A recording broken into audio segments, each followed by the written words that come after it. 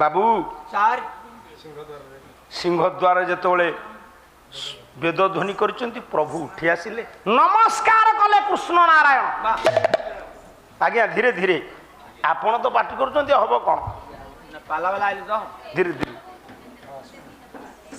अच्छा ब्राह्मण राजा को नमस्कार करिवो ना राजा ब्राह्मण को नमस्कार करिवो गोटे गोटे बेले बेले फिल्म रे देखिछु आमे ब्राह्मण कोन जाई नमस्कार करंती जमीदार आज्ञा नमस्कार करिवे भारतर प्रधानमंत्री भी तांको पुरोहित को नमस्कार करिवे कोन को सर हौ आपा कल्याणकारी हूँ तुम ठे कौन अच्छी तुम्हें निरीह प्रजा तुम ठे किसी नहीं बदमाश होची सही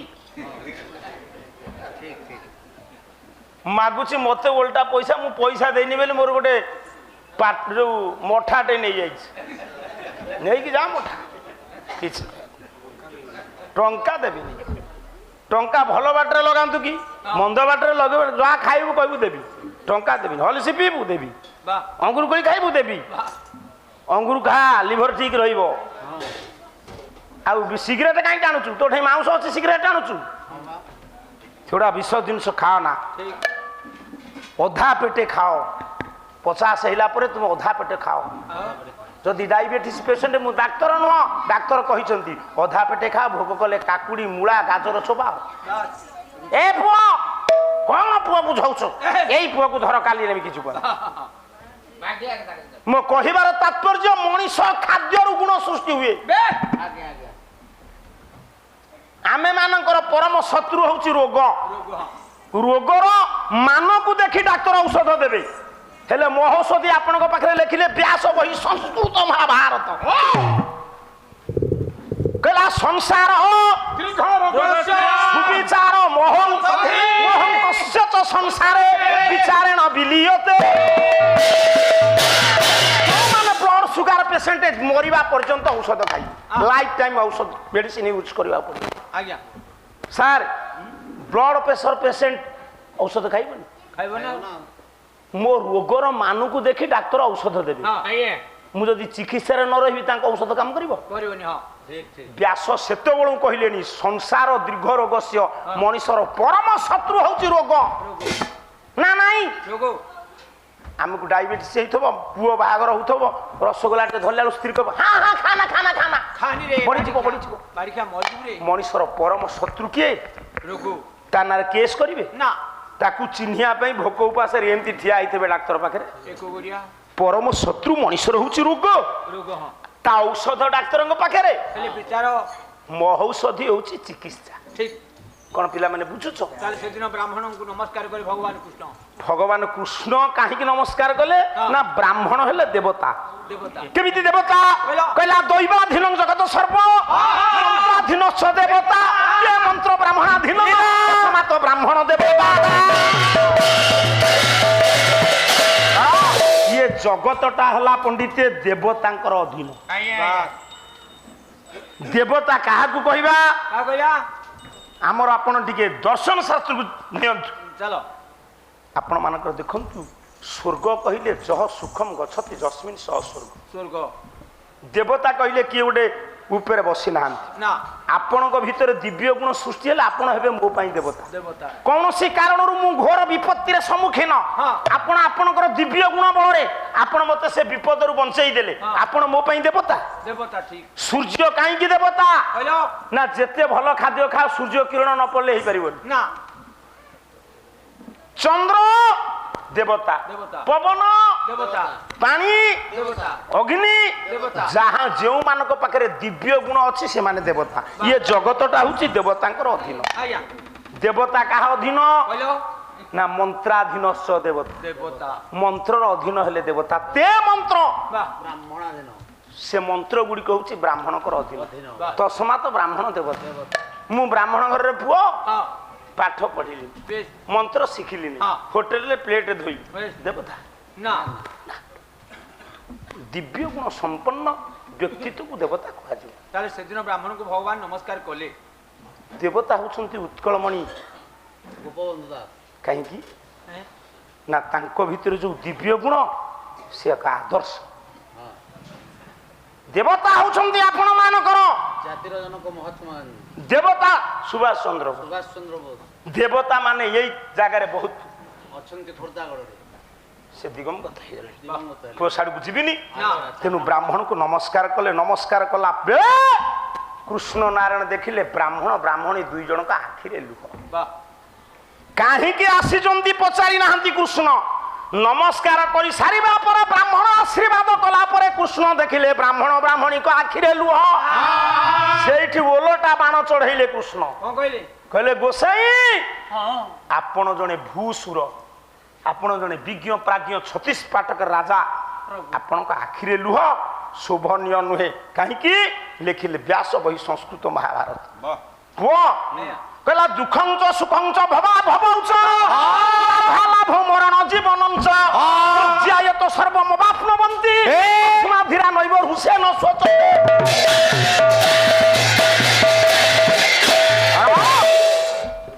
ଯଦି ପ୍ରକୃତରେ କିଏ ଯୋଗ୍ୟ ଲୋକ ହେଇଥିବେ, ଦୁଃଖ ପଡିଛି କାନ୍ଦିବେ ନା। ମୋ ସ୍ତ୍ରୀ ମତେ କଣ କହିଲା, ମୁଁ ମରିବି? ନାଇଁ। ସ୍ୱାମୀ କଣ କହିଲା, ମରିବି? ନାଇଁ। ସଂସାର କରିଛନ୍ତି ଆପଣ ମାନେ, ଦୁଃଖ ସହିତ ସଂଘର୍ଷ କରନ୍ତୁ।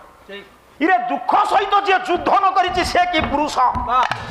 ଆମେ ସଂସାର କରିଛେ, ଦୁଃଖ ଆସିବ ସୁଖ ଆସିବ, ସାମ୍ନା କରିବା ନା। ହାନି ଆସିବ ଲାଭ ଆସିବ। ଆପଣ କୋଟିପତି ହେଲେ ବି 365 ଦିନ ଆପଣଙ୍କର ସମାନ ଜୀବନ ନା। ତେଣୁକରି ମୁଁ କହିବାର ତାତ୍ପର୍ଯ୍ୟ, ତମେ ବ୍ରାହ୍ମଣ ହେଇ କାନ୍ଦୁଛ? ଯେମିତି ଅନ୍ଧାର ଆଲୋକ, ଦୁଃଖ ସୁଖ, ହାନି ଲାଭ, ସତ୍ୟ ମିଥ୍ୟା, ଜନ୍ମ ମରଣ ୟାକୁ ପର୍ଯ୍ୟାୟକ୍ରମେ ଆମକୁ ଭୋଗିବାକୁ ପଡ଼ିବ। ଶୀତ ବେଳକୁ ଆମେ ନିନ୍ଦା କରିପାରିବାନି କି ଖରା ଦିନକୁ ପ୍ରଶଂସା କରିପାରିବେନି ନା।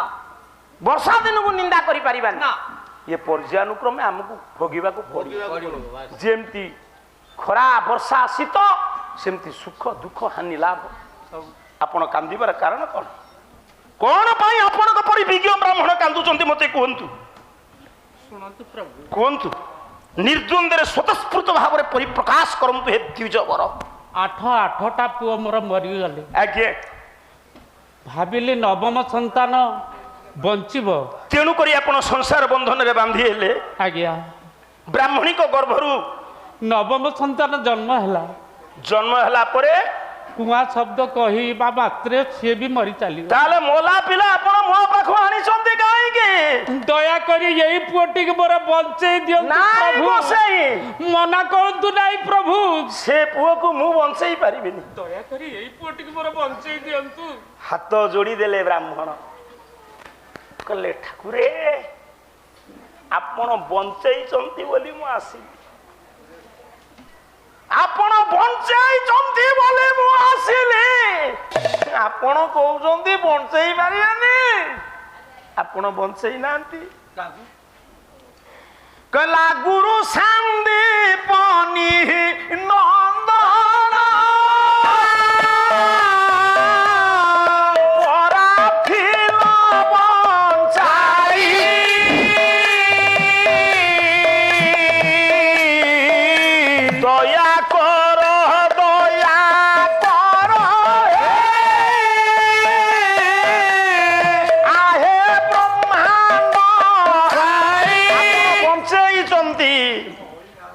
ବଞ୍ଚେଇବାର ସାମର୍ଥ୍ୟ ଆପଣଙ୍କ ଭିତରେ ଅଛି।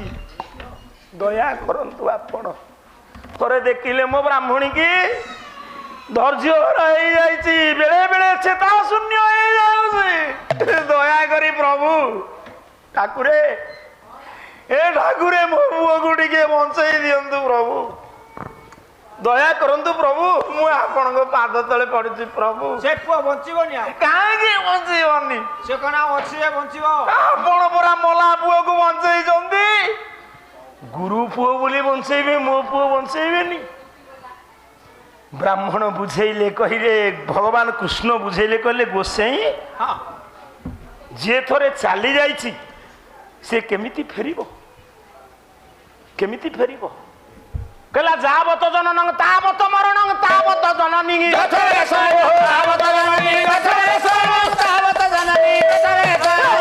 ସଂସାର ସ୍ଫୁଟ ତରୁ ଦୋଷ ପ୍ରଥମେ ମାନବ। ଇଏ ମଲା, ହେ ପିଲେ ଆଉ ଗୋଟେ ଜାଗାରେ ଜନ୍ମ ନେଲେ। ଆଉ ବଞ୍ଚିବ କଣ?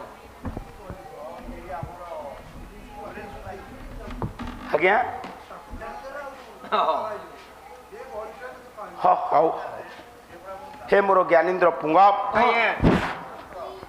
ତେଣୁ ଧୀରେ ଧୀରେ ଧୀରେ ଧୀରେ ବ୍ରାହ୍ମଣକୁ ବୁଝଉଛନ୍ତି ପ୍ରଭୁ ଏମିତି ଅନେକ କଥା ଅଛି କହିଲେ ଯେ ଦୁନିଆରେ ଯେ ଯାଇଛି ସେ ବଞ୍ଚି ପାରିବ ଗୋଟିଏ ପଦ ଗାଉଛି ଗଙ୍ଗାଧର ମେହେର ଏ ପିଲେ ପାଠି କରୁଛ ଶିକ୍ଷାଗତ ଯୋଗ୍ୟତା ପଞ୍ଚମ ଶ୍ରେଣୀ ପର୍ଯ୍ୟନ୍ତ ଏ ପୁଅ 1862 ଅଗଷ୍ଟ 9ରେ ସରସ୍ୱତୀଙ୍କର ବୀଣାର ଝଙ୍କାର ହେଲା ତନ୍ତୁବାୟ ପରିବାରରେ ଏମିତି କାବ୍ୟ କବିତା ଲେଖିଲେ ୟୁନିଭର୍ସିଟି କୋର୍ସ ହେଇଛି କଲେଜ ପିଲା ପଢୁଛନ୍ତି ଗୋଟେ ପଦ ମୁଁ ଆପଣମାନଙ୍କୁ ଶୁଣେଇବି ସେ କ'ଣ କହିଲେ କହିଲେ ବାବୁ ଇଏ ଦୁନିଆରେ ଦିନେ ନା ଜନ୍ମ ଅଛି ମରଣ କେହି ରକ୍ଷା କରିପାରିବେ କଲା ମର୍ତ୍ତ୍ୟ ମଣ୍ଡଳରେ ଜନମିଲେ ଥରେ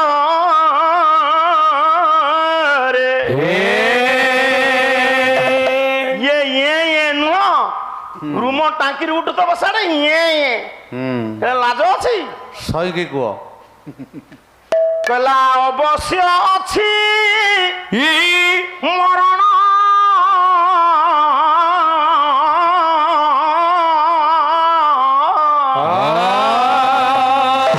ବରମ୍ବା ନରସିଂହପୁର ଯାଏ ଯିବ ଲମ୍ବି ଯିବ ସର୍ବଗ୍ରାସୀ କାଳ ପ୍ରତି ନିମିଷରେ ସର୍ବଗ୍ରାସୀ କାଳ ପ୍ରତି ନିମିଷରେ ସର୍ବଗ୍ରାସୀ କାଳ ପ୍ରତି ନିମିଷରେ ସର୍ବଗ୍ରାସୀ କାଳ ପ୍ରତି ନିମିଷରେ ପରଛିଆ ହରଣ କରୁଛି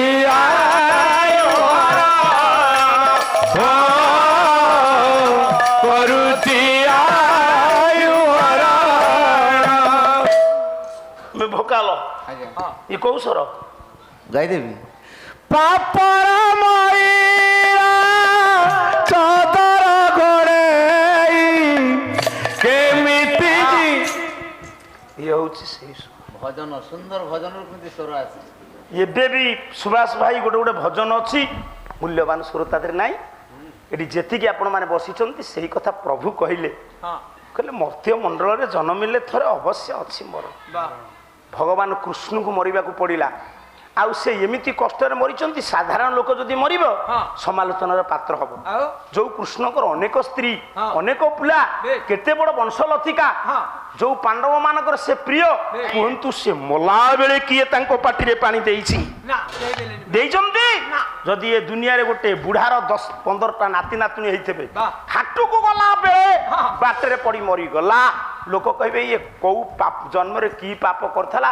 ମଲା ବେଳେ ଟୋପ ପାଟିରେ କି ପାଣି ଦେଲେନି କୃଷ୍ଣଙ୍କ ପାଟିରେ ପାଣି କିଏ ଦେଇଛି ଏତେ ଶ୍ରଦ୍ଧା ଭାଜନ ହେଇଥିଲେ ଅନଘ ଅର୍ଜୁନ ଭରତ ବଂଶଜ ସବ୍ୟସାଚୀ ଗାଣ୍ଡିବୀ ଖାଣ୍ଡିବୀ ପାର୍ଥ ଧନଞ୍ଜୟ ଶ୍ଵେତବାହନ କିରୀଟୀ ଅର୍ଜୁନ ଫାଲ୍ଗୁନି ଭାରତ ନା କେତେ 20 ନା ପଥିରେ ତୁରୁ କମ ଚାଉଳ ପାଇ ପାରିବେନି ଦେଲେ ପାଣି ନା ରାମ ପାଣିରେ ବୁଡ଼ିକିରି ମଲେ ଆଜ୍ଞା ସ୍ତ୍ରୀ ବିଛା ପାଣିରେ ବୁଡ଼ି ମରିନା ତାଙ୍କୁ ଏବେ ପାଣି ଦିଆ ହବ ତେଣୁ ମୋ କହିବାର ତାତ୍ପର୍ଯ୍ୟ କୃଷ୍ଣ ମନା ଭଗବାନ କୃଷ୍ଣ କହିଲେ କହିଲେ ଇଏ ଦୁନିଆରେ କିଏ କହିଲା ଜାତ ଯେ ହୁଅ ଇ ସଂସାରେ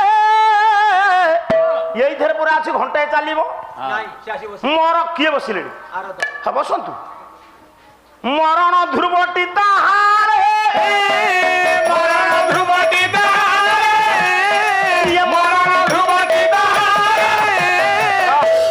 ସେ ବା କହିଛି ଭାଇନା ଟିକେ ବେଶୀ ସମୟ ଗଡ଼େଇ ନେଉ ମୁଁ ଆଉ କ'ଣ କରିବି କାଲି ଏତେବେଳକୁ ଆମ ପାଲା 10:05 ମୁଁ ଛାଡ଼ିଲି ଆଉ କିଛି ସମୟ ପରେ 10:30 ହବ ସେ ତାଙ୍କର ବେଳାବେଳି ଆସିଥାନ୍ତା ନା ମୁଁ କ'ଣ କରିବି ଚୁପ୍ ଚୁପ୍ ହେଇବ ସାନ ଭାଇ କହିବୁ ସାଡ଼େ ଯାଇକି ତାଙ୍କ ଘରେ ଶିଖେଇବୁ ତାକୁ ମୂର୍ଖ ପାଳିଆ ଏଠି ଯେତିକି ଆପଣମାନେ ବସିଛନ୍ତି ସବୁ ଶୁଣନ୍ତୁ ତୁ କେମିତି କାଲି ତାଙ୍କ ବସା ଘରକୁ ଯିବୁ ମୁଁ ତୋତେ ଦେଖିବି ଆଉ କିଏ ପଖାଳ ଖାଇବ କିଏ ଇଏ ଖାଇବ ମାଛ ଭଜା, ଏ ଯୋଉ ମାଛ ଭଜା କହିଲାଣି ଭେଣ୍ଡି ଭଜା ଖାଇବ, କିଏ ଏଠି ତ ଆମିଷ ପଶିବନି, ବଡି ଚୁରା ଖାଇବ।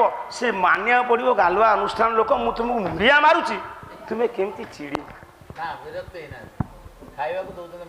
କାହିଁକି ନା ଗୋଟେ ଅନୁଷ୍ଠାନରେ ଥରେ ଏଇ ନୃସିଂହ ତା ଚ୍ୟାନେଲ ଲାଗିଛି ବରଂ କହିବି, ଗୋଟେ ବୁଢାଟେ ବୁଝୁଛନ୍ତି, ସେ ଦାଣ୍ଠୁଆ ବୁଢା କହିଲା ସଜନା ଶାଗ ଖାଇବି, ସେ ବୁଢା ଆଣିକି ଦେଲା।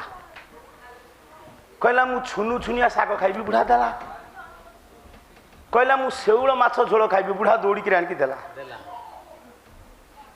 ସବୁ କହିଲା ପରେ ମୁଁ କାହିଁ ମିଛ କହିବି, ବୁଢାକୁ କହିଲି, ମୁଁ କହିଲି ଦେଖ କେମିତି ତୁମକୁ ଦହଗଞ୍ଜ କରୁଛି। ବୁଢା କହିଲା ହଁ ପାଲା ଟିକେ ଗାଉଛି ବୋଲି ମୁଣ୍ଡରେ ବଇଛି। ମୁଁ କହିଲି ବୁଢା ଯେମିତି ଯାଉଛି, ମୁଁ କହିଲି କହୁନୁ ପୋଦନା ପତ୍ର ଚଟଣି ଟିକେ ଦବ। ଇଏ ତ କହିଦେଇଛି, ବୁଢା ରାଗି ମାଥି ପଞ୍ଚମ ଚାନ୍ଦା ଆଦାୟ କରୁଛି, କିଏ ଦେଇନି, ଇଏ କହିଦେଲା ଟିକେ ପୋଦନା ପତ୍ର ଚଟଣି ଦଉନା। ବୁଢା କହିଲା କାହିଁ କହୁନୁ, ତୋ ପାଇଁ ଗୋଟେ ବାହାଘର ଯୋଗାଡ଼ କରିଦେବି। ହସି ହସି ମଣିଷ ମରିଛି, ସେ ବୁଢା ରାଗି ଯାଇଛି। ଇଏ ପୁରା ରଗେଇବା ଯାଏ ନାଗିଥବ। ଏଇ ପୁଅ ଗୋଟେ ଅଜ୍ଞ ଅଜ୍ଞ ଏମିତି ବିଶ୍ୱ ଟାଳି ପକେଇବ। ବାବୁରି ଗେଡୁଆ କିରେ କାହିଁ ଧକ୍କାଟେ ପକଉନୁ? ଏମିତି ନଥିଲୁ ତାଙ୍କରି ସଙ୍ଗରେ ପଡିକିରି କୁସଙ୍ଗୀର ଏଇ ପଳ। ବାବୁରେ ବ୍ରାହ୍ମଣ କୁ ବୁଝଉଛନ୍ତି ପ୍ରଭୁ କହିଲେ ଜାତ ଯେ ହୁଏ ସଂସାରେ ଦେହ ବହିଲେ ନିଶ୍ଚୟ ମରି, ଦେହ ବହିଲେ ନିଶ୍ଚୟ ମରି,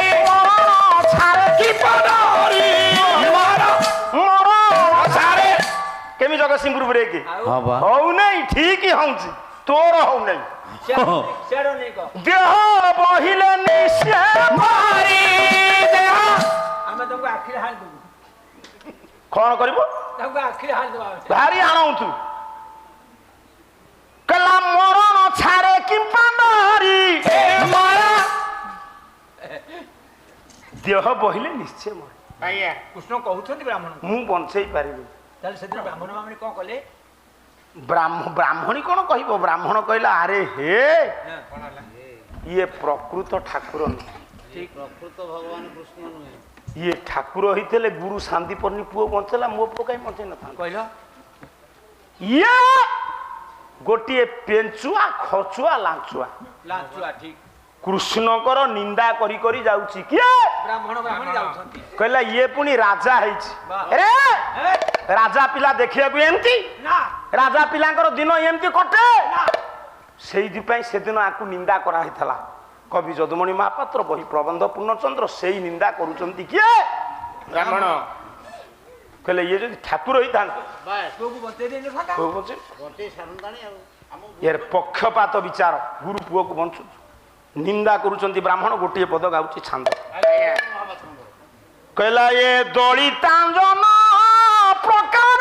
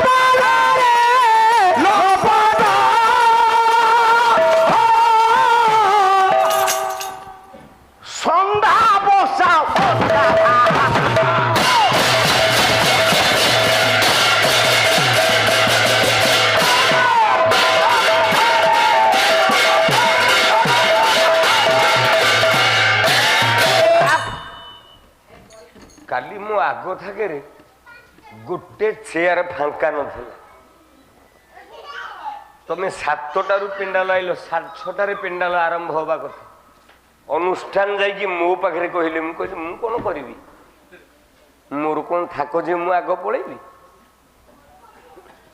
ଆଚ୍ଛା ଆଇଲ ତମ ପାଳିଆ 6:30ରେ, ତମେ ଆଇଲ 7:30। ଏ ତ ପୁରୀ ଜିଲ୍ଲା ପାଲା, ଘଣ୍ଟାଏ ଡେରି କଲ।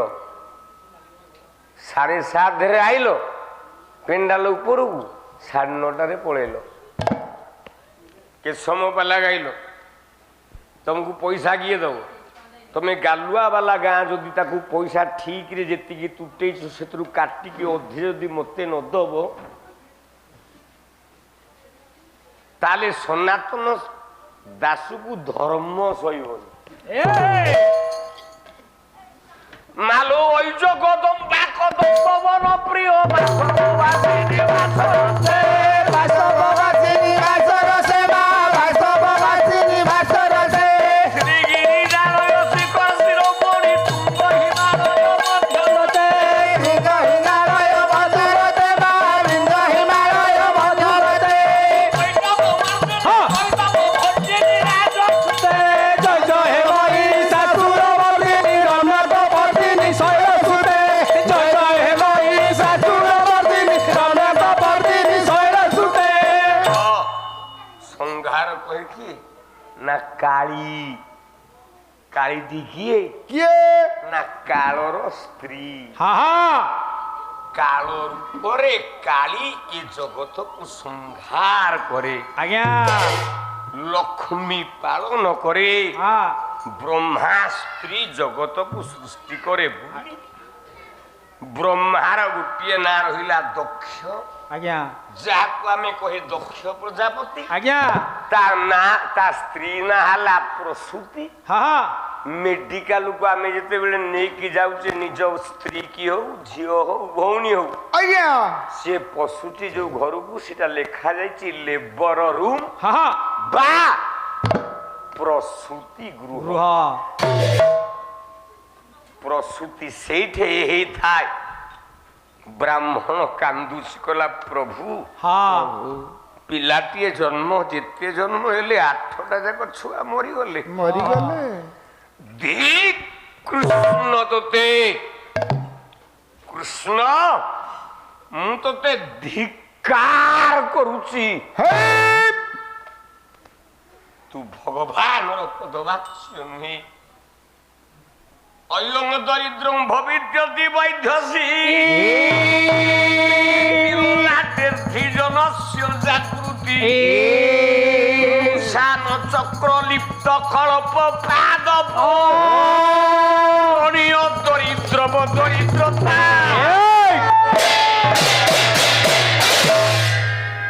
হে কৃষ্ণ, ସମସ୍ତେ କହନ୍ତି ଯୋଉ ଲୋକଟା ଦରିଦ୍ର ହେଇଥାଏ ହଁ ଗାଁରେ ଜଣ ଜଣ ଲୋକ ଥିବେ, ଜଣଙ୍କ ଝିଅ ବାହାଘର ହେଇପାରୁନି, ପଇସା ନାହିଁ, ଜଣ ଜଣ ଲୋକ ଥିବେ 5 ଲକ୍ଷ ଦେଇଦେବେ, ନେ ତୁ ଝିଅ ବାହାଘର କରିଦେ। ମାନେ ତାଙ୍କ ପାଖରେ ଏତିକି ଅର୍ଥ ଅଛି। ତୁ କୃଷ୍ଣ ଏଇ ଠାକୁର ନା ନା ଶତ୍ରୁ ନାମ କପି କଛୁଞ୍ଚ ନିବ ପାଟିର ନା ତାନା କଳ୍ପ ବୃକ୍ଷ ସହ ବସୁଦେବ ସୁତ।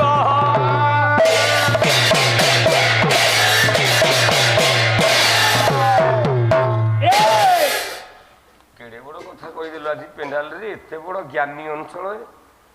ନୃସିଂହ ହୋତା କୁଆଡ଼େ ଶ୍ଲୋକ ଗାଇବା ଗାୟକ ନୁହଁ। ହେ ସନା ଭାଇନା, ଏଇଠି ଅଛନ୍ତି ବାପା ସୁଦର୍ଶନ ମହାପାତ୍ର। ସ୍ୱରୁଣ ବାଦପାଲା ଚାଲିଥାଏ, ପ୍ରଭାତ ସାହୁ ମୋ ବନ୍ଧୁ ମରିଗଲାଣି, ମୋ ଡାହାଣ ହାତଟା କଟିଗଲା। ନୃସିଂହ ହୋତା ପ୍ରଭାତ ସାହୁ ସଦାବେଳେ ବାଦପାଲା, ତେଣୁ ଗୋଟେ ହାତ କଟିଗଲା, ଆଉ ଗୋଟିଏ ହାତ ଅଛି, ମୁଁ ବଞ୍ଚିଛି। ମୁଁ କେତେବେଳେ ବି ଟଳି ପଡ଼ିବି, ଆଉ ମୋ ଉପରେ ବି ମୋର ଭରସା ପାଉନି। କୁମାର ସମ୍ଭବ କାବ୍ୟ ହଉଥାଏ, ବସିଥାନ୍ତି ହାଡ଼ୁ ମହାରଣା ବସିଥାନ୍ତି ସୁଦର୍ଶନ ମହାପାତ୍ର, ବସିଥାନ୍ତି ମେରୁ ମହାପାତ୍ର, ହଁ ବସିଥାନ୍ତି ମଳୟ ସଞ୍ଚାର ସିଂ, ଆଚ୍ଛା ବସିଥାନ୍ତି ବୈକୁଣ୍ଠ ଶତପଥୀ। ଆଜ୍ଞା ଯେତେବେଳେ 70 ଶ୍ଲୋକ ଗାଇଲି ମଳୟ ସଞ୍ଚାର ସିଂ ଆସିକି ମତେ କୁଣ୍ଢେଇକି ନାଚିଲେ, କହିଲେ ଆମେ ଆଉ ଗୋଟେ ମାର୍କଣ୍ଡେୟ ବାହିନୀ ପତି ପାଇଲୁ। ମୁଁ କହିଲି ନାଇଁ, ମୁଁ ତା ପାଦ ଧୂଳିକି ସମାନ ନୁହଁ। ହଁ ଶ୍ଲୋକ ଗାଉଛୁ, କି ଶ୍ଲୋକ ତମେ ଶିଖିଛ? ଗୋଟିଏ ଶ୍ଲୋକ ତ 4 ଧାଡ଼ିଆ ଶ୍ଲୋକ ତମଠୁ ମୁଁ ପାଇଲିନି। ଆପଣ ମାନେ ବସିଛନ୍ତି, ଜ୍ଞାନୀ ମାନେ ପାଲା ଶୁଣୁଥିଲେ, ଗୋଟେ 4 ଧାଡ଼ିଆ ଶ୍ଲୋକ ପାଇଲେ। ସବୁ ଶ୍ଲୋକ 2 ଧାଡ଼ିଆ, ଇଏ 2 ଧାଡ଼ିଆ ଶ୍ଲୋକିଆ ଗାୟକ। ये 4 ଧାଡ଼ିଆ ଶ୍ଲୋକ ୟା ଜୀବନରେ ଶିଖିନି, କିଏ ଶିଖିପାରିବନି। ଆଉ ଭାବୁଛି ମୁଁ 4 ଜଣ ଧରିକି ଆସିଛି, ମୋ ଦେହ ଖରାପ, ମତେ ହରେଇ ଦବ, ଭାବେ ନା ମୁଁ ଜାନୁ ହରା। ଆରେ ମୋ ଅଣ୍ଟା ଖରାପ ହେଇଯାଇଛି, ମୋ ଦେହ ଖରାପ ହେଇଛି, ମୋ ତଣ୍ଟି ଖରାପ ହେଇନି ରେ ବାପା।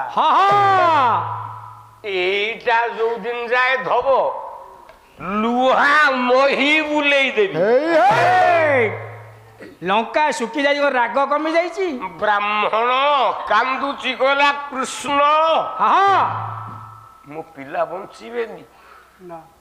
ଠିକ କୃଷ୍ଣ ତତେ ମୁଁ ଧିକାର କରୁଛି। ଏ ଜଗତରେ କୃଷ୍ଣ ନିନ୍ଦା ସମସ୍ତେ ସହିପାରିବେ, ମାତ୍ର ଜଣେ ସହିପାରିବନି। ସେ କିଏ ଜାଣିଛନ୍ତି? କିଏ? ସେ ହଉଛି ଏକମାତ୍ର ତୃତୀୟ ପାଣ୍ଡବ ଅର୍ଜୁନ। କୃଷ୍ଣ ନିନ୍ଦା ସଇଲେ ମରିଯିବ। କହିଲା ଛାରେ ବ୍ରାହ୍ମଣ ଦା, ତୁମ ପ୍ରଭୁ କୃଷ୍ଣକୁ ନିନ୍ଦା କରୁଛୁ, ତୋର କେତେ ବଡ ସାହସ। ସେ ପରା ଜଗତର ସର୍ବଶ୍ରେଷ୍ଠ ମହେନ୍ଦ୍ର ମଣି ସୁନ୍ଦର ଯଦୁ ବୃନ୍ଦ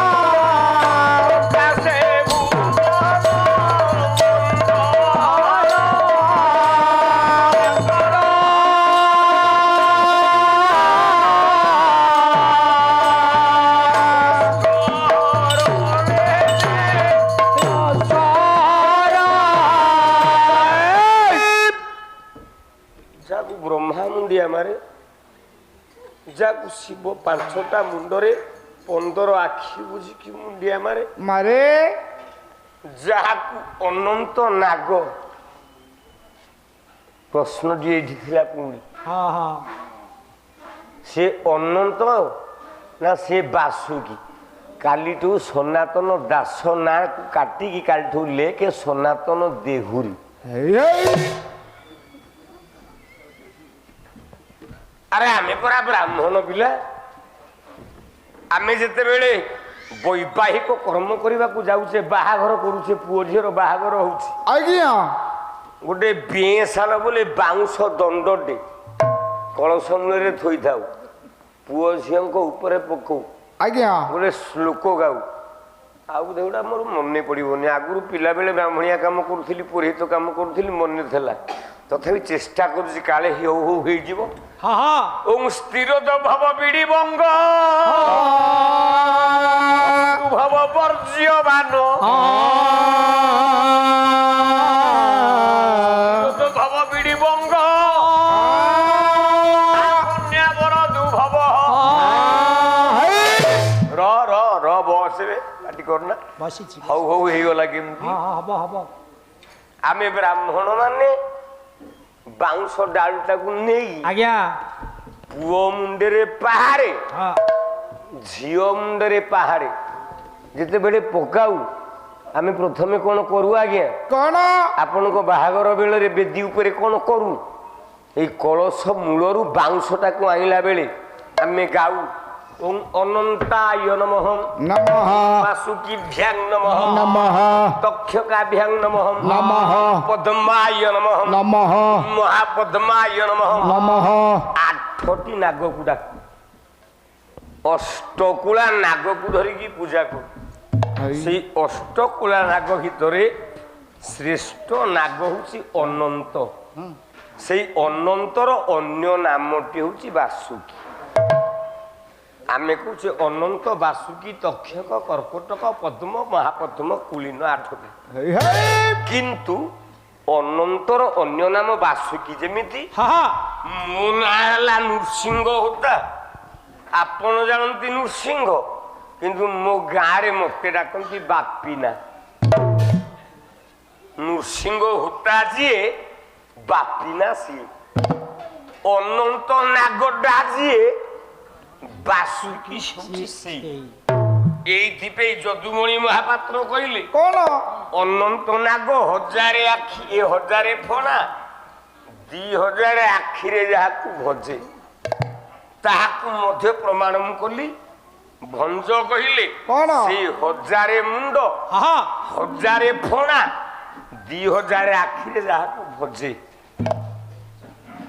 ଆଉ ପ୍ରଶ୍ନ ପାଇଲନି ଏଇ ପ୍ରଶ୍ନ ପଚାରୁଛ କାଲିଠୁ ଲେଖିବ ସନାତନ ଦେହୁରୀ ସନାତନ ଦାସ ନା କାଲିଠୁ କାଟ ତୋ ଦ୍ୱାରା ଦାସ ନୁହ ତୁ ଦାସ ହବାକୁ ଯୋଗ୍ୟ ନୁହ କାଲି ଦିନ ଯାକ ମତେ ଆଜି ଦିନ ଯାକ ଶୁଆଇ ଦେଲାନି ଖାଲି 5,500 ପୁରସ୍କାର ପାଇଗଲୁ ମୁଁ କହିଲି ତୁ ମତେ ଟଙ୍କାଟେ ଦେଇଥିଲୁ ଆରେ ମତେ ତ ଶ୍ରୋତା ଦେଲେ ମୁଁ କ'ଣ କାହାକୁ ମାଗିଛି ଆଜ୍ଞା ମତେ 8 ଅଣା କିଏ ଦିଅ ଆଉ ତୋର 700 ହେଲା ମୁଁ କ'ଣ କରିବି ତୁ ତ 700 ଟଙ୍କିଆ ଗାୟକ ତୁ 5,500 ପୁରସ୍କାର ପାଇବୁ କେମିତି ଆଜି ପ୍ରଥମ ଥାକ ମୁଁ ଅନେଇକି ପିନ୍ଧିକି ବସିଲିଣି 1.5 ଘଣ୍ଟା ହେଲା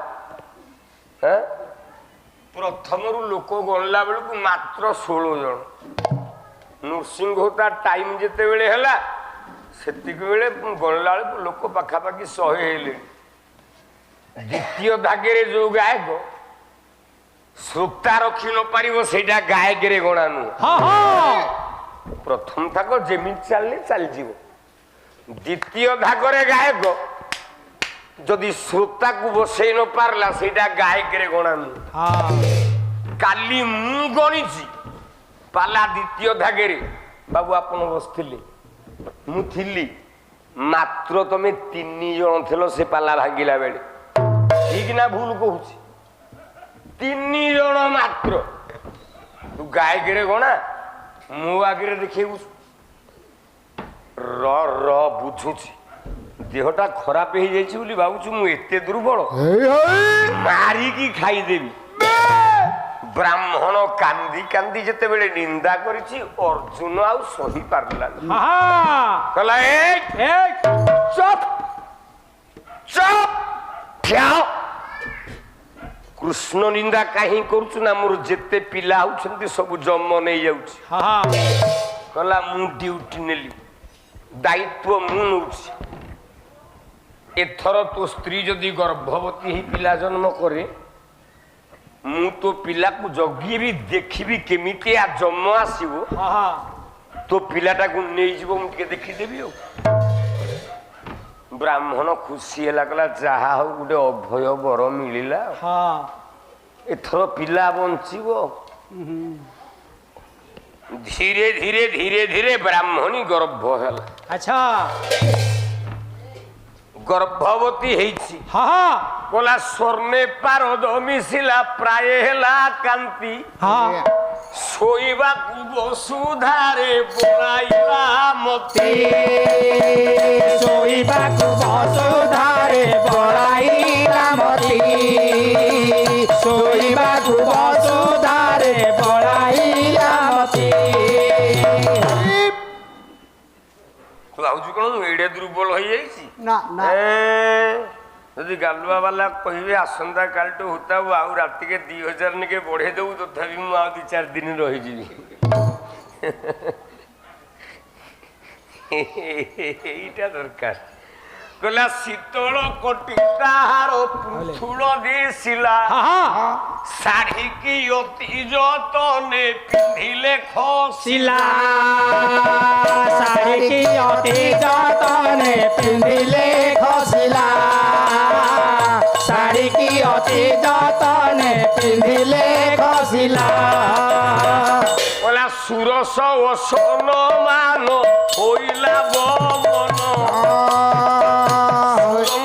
ধর পক্ব জম্বুর সমান সুরম জন জন জম্বুর সমান সুরম জন জম্বুর সমান আজ্ঞা ব্রাহ্মণী গর্ভবতী হয়েগলা অর্জুন দায়িত্ব নেইছি তো ছুয়াকু জন্ম নেই পারিবনি ମୁଁ ଜଗିବି କଣ କଲା ଜାଣିଛୁ ଗାଣ୍ଡିବ ଧନୁ ଉଠାଇଲା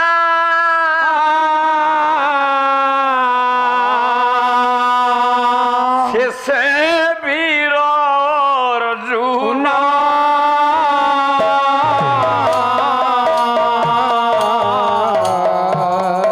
ବ୍ରାହ୍ମଣୀ ପ୍ରସବ ଗୃହରେ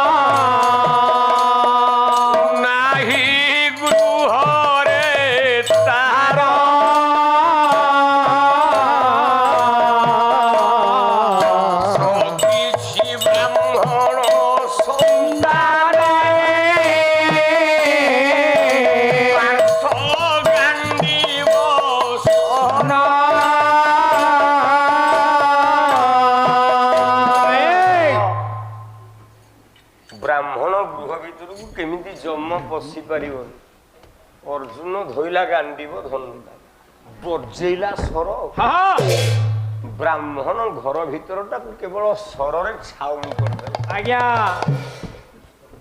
କେହି ଯେମିତି ମାଛିଟେ ଗଳି ପାରିବନି ନା ନା ଦ୍ୱାର ବନ୍ଧ ପାଖରେ ଗାଣ୍ଡିବ ଧନୁଟା ଧରିକି ବସିଲା କହିଲା ଦେଖିବି ଆଜି ବ୍ରାହ୍ମଣ ପିଲାକୁ କିଏ ମାରିବ କିନ୍ତୁ କିଛି ସମୟ ଯାଇଛି ବ୍ରାହ୍ମଣୀ ପିଲାଟିଏ ଜନ୍ମ କରିକି କାନ୍ଦୁଛି କ୍ଷଣେ ରହ ବାପ ଧନ